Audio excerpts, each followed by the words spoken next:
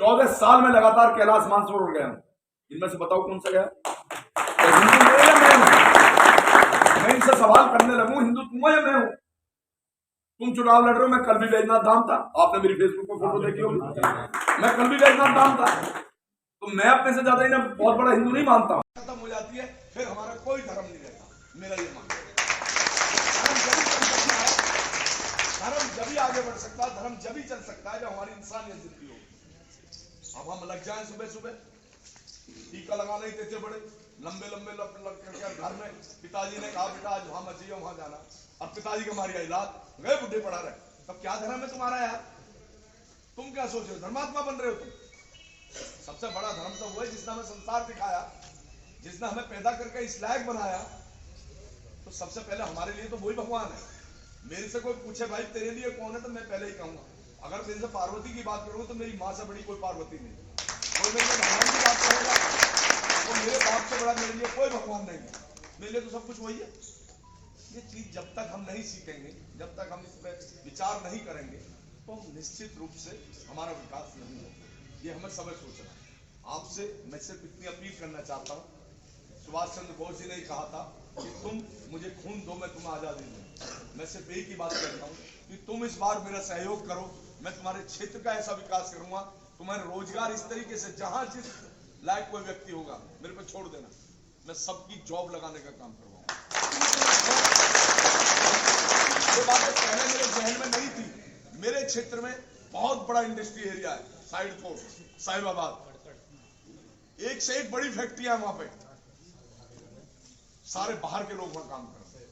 मैंने तय किया इस बार आप लोगों का सहयोग मेरे साथ रहा तो सबसे पहले मेरे क्षेत्र का व्यक्ति जो जिस लायक है, ये नहीं कि जो है चौकीदार लायक है वो कह लूंगा मुझे फोरमैन बनवा दे, ऐसा नहीं भाई।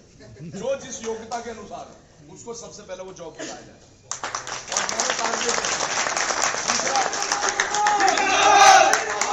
और आपके नंदग्राम के अंदर जो यहाँ पानी की निकासी नहीं है बिल्कुल भी, आप देखते हो पानी जब बरसात आती है तो कितना पानी जल भराव होता है, इसका सबसे पहले यहां से निकासी का प्रावधान किया जाएगा।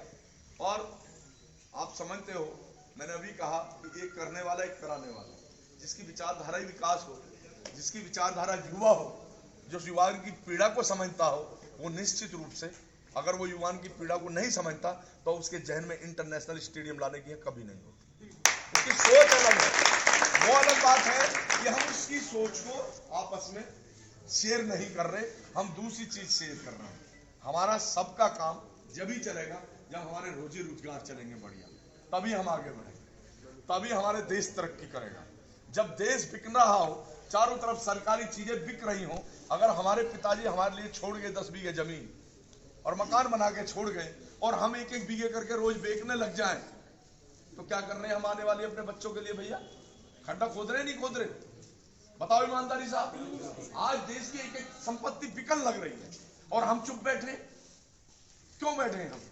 हमें सोचना होगा, इन सब बातों पर विचार करना होगा। मेरा सिर्फ आपसे यही निवेदन है कि देखिए, तुलना करिए, 5 साल मैंने विधायकी की है, 5 साल मौजूदा ने की है, दोनों का आकलन कर लीजिए। अगर वो मेरे सामने 30% उसका काम निकल जाए, उसका भी, सांसद का भी, मेयर का भी, तीनों का मिला के, तो आप उसे वोट दे देना। कितनी बड़ी बात है। और नहीं तो फिर मेरे पे कमी क्या है भाई? फिर कमी क्या है? फिर ये सोचना होगा ना आपको कि एक व्यक्ति आपको गले लगाना चाह रहा है, एक व्यक्ति आपको अछूत मान रहा है, कभी आपके बीच में आके बात नहीं कर सकता। कोरोना जैसे काल में अमरपाल शर्मा एक ऐसा व्यक्ति था, जब उसने प्रवासियों को देखा रोड पे जा रहे हैं बेचारे, छाले पड़ रहे हैं पैरों में इतने थे, उसे ख्याल आया कि मैं तो जूतों से चल रहा हूं, इनके पैरों में चप्पल नहीं है। किसी ने सोचा जरा इन लोगों ने? लेकिन अमरपाल शर्मा ने खड़े होकर रोड पे, वो तो यहाँ वोटर भी नहीं थे, वो तो बेचारे जा रहे थे दिल्ली से, कहां से आ रहे थे, लेकिन अमरपाल शर्मा के अंदर एक दिल था और वो इंसानियत का दिल था। इसीलिए 3,000 लोगों को जूते चप्पल बांटने का काम किया। यहां भी आपके यहाँ नंदग्राम में 2 ट्रक भर के सामग्री भेजी, भाई जो इस लायक है, जिसके घर में दाल चावल आटा नमक नहीं है उसको दो, ताकि उसकी रोजी रोटी, उसके घर में बच्चे भूखे ना रहे। ये मेरी सोच थी, उनकी सोच ये नहीं थी। उनकी सोच अगर ये होती तो मोबाइल खोल के सोते और अपने क्षेत्र में राउंड लगाते, कहां कहां दिक्कतें हो रही। क्योंकि उनके साथ तो सरकार थी भाई, सरकार बहुत बड़ी चीज होती है, उनके साथ तो सरकार थी, मेरे साथ तो कुछ नहीं था। दूसरी बात, किसी का बेटा खुद जिसकी ऑक्सीजन 22 रह जाए और वो हॉस्पिटल में तड़प रहा हो, उस घर का क्या हाल होगा सोचो आप। मैं ठीक उसी का एक हिस्सा हूं कि मेरा अकेला बेटा जिसकी ऑक्सीजन जो है 22 रह गई और वो मैक्स में एडमिट, लेकिन जब मैंने मैक्स का हाल देखा तो मैंने तुरंत फैसला लिया कि जैसे मैं तड़प रहा हूं कोई और ना तड़पे, हम कहीं से भी ऑक्सीजन का इंतजाम करके पहले ऑक्सीजन लोगों को दें।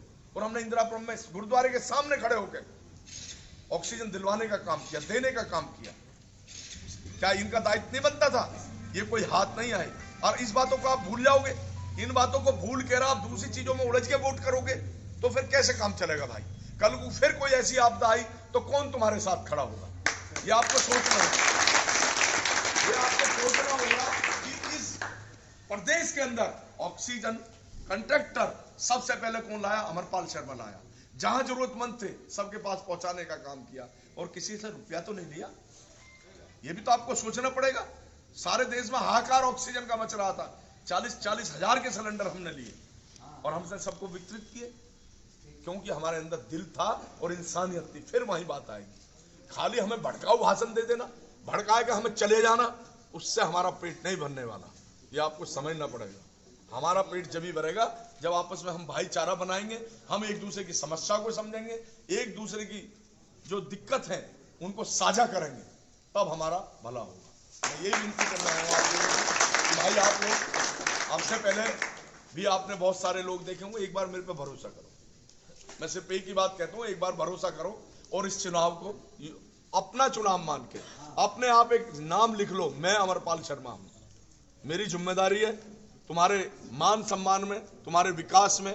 अगर कोई भी दिक्कत हुई तो आप चौराहे पे खड़े होकर बोल सकते हैं कि अमरपाल शर्मा आपकी बात हमने रिकॉर्ड की हुई है और आपने ये शब्द बोले थे, आज वो शब्द एक भी पूरा नहीं हो रहा, जो आप दंड देंगे। लेकिन आपके सहयोग की जरूरत है, आपके सहयोग मुझे चाहिए। मैं पुनः एक बार आप सभी का धन्यवाद करते हुए इतनी अपील जरूर करूंगा, ये जो दल है, जो सत्ताधारी लोग हैं, ये बहुत पहुंचे हुए लोग हैं। ये भी होगा कि शायद ऐसे आदमी ले आए उतार के और आपके अंदर एक वेव चला दें। ये वेव चलाना जानते हैं। ये क्या चलाना जानते हैं? हम में से 4 लड़कों को पकड़ा और उनकी जेब में 50-50 हजार का बंडल डाला, उनसे कहा बहुत बड़ा आदमी चुनाव लड़ रहा। भाई वो बड़ा आदमी लड़ तो रहा है, मैं मान लूंगा, लेकिन 5 साल कहां रहेगा वो बड़ा आदमी? उसका घर कहां है? उसे पकड़ोगे कहां? यहाँ जो समस्या, इनका निदान कौन करेगा? ये आपके जहन में ये बातें रहनी चाहिए कि बड़े लोग जितने भी बाहर से आते हैं उन्होंने कभी आपका विकास नहीं किया। लेकिन हमारा दुर्भाग्य इस क्षेत्र का कि हमें बड़े लोग इस आते हैं, उन्हें ही हम गले लगाते हैं और जब हमारा कोई भाई आता तो उसमें हम 10 ऐब काटते हैं। ये हमारा स्वभाव है, कह नहीं सकते। आप सभी ने समय दिया, उसके लिए मैं आप सभी का बहुत आभारी हूँ, धन्यवाद करता हूँ। और एक अपील करता हूँ कि 10 तारीख को, आने वाली 10 तारीख को जितनी ज्यादा से ज्यादा आप वोट डलवा सकें, जितनी ज्यादा से ज्यादा साइकिल के निशान के सामने वाला बटन दबवा सकें। समझना, एक बात तो आप मानोगे कि माननीय प्रधानमंत्री जी ने एक बात कही थी 1.5 साल पहले कि भाई जिसकी इम्यूनिटी स्ट्रांग नहीं है, कोरोना उस पर अटैक ज्यादा कर रहा है। ये तो मानते हो ना? इम्यूनिटी काहे से बढ़ती है भाई? इम्यूनिटी तभी बढ़ेगी जब मेहनत करोगे, कसरत करोगे। और मेहनत सबसे बढ़िया क्या होती है? जो गांव में दूधिया होता है ना, दूध लेके जाता है, 4 डिब्बे टांग के लेके जाता है, उसे कभी सांस नहीं चढ़ता, तो उसकी इम्यूनिटी स्ट्रांग होती है। तो मैं आपसे कह रहा हूं, आज से आप भी साइकिल पे लग जाओ, दबा के साइकिल चलाओ, दबा के साइकिल के सामने वाला बटन दबाओ, अपने आप स्ट्रांग हो जाएगी भाई। अपने आप जब इम्यूनिटी स्ट्रांग कर लोगे साइकिल चला चला कर, साइकिल आपके पास आ जाएगी। 2 फायदे हैं साइकिल, एक तो इम्यूनिटी स्ट्रांग कर रही है, दूसरा डीजल पेट्रोल 100 रुपए की जगह 1000 भी हो जाए तो उसमें डीजल पेट्रोल नहीं पड़ता, वो साइकिल चलती रहेगी। और ये चुनाव में भी चल रही है दवा, वो रुकने वाली नहीं है, वो तो चल गई तो चल गई है। तो मेरा आप सबसे निवेदन है कि एक बार सबका अपना ध्येय होता है, मेरा भी एक ध्येय है कि इस क्षेत्र का विकास हो जाए, ये क्षेत्र विकसित हो जाए। और फिर मैं कहना चाहता हूँ, आदमी को हमेशा टेस्ट चेंज करते रहना चाहिए। होटलों में जाते हो ना खाना खाने, शायद उससे बढ़िया खाना हमारी पत्नी, हमारी माँ बनाती होगी, लेकिन क्यों जाते हैं? टेस्ट चेंज करने ही तो जाते हो, तो यहाँ भी चेंज करो ना भाई। कहाँ एक चक्कर में पड़ रहे हो, यहाँ भी चेंज करो,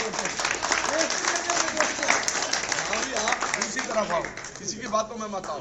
आप सभी ने समय दिया, बहुत बढ़िया रिंकू भाई, आपका आपकी पूरी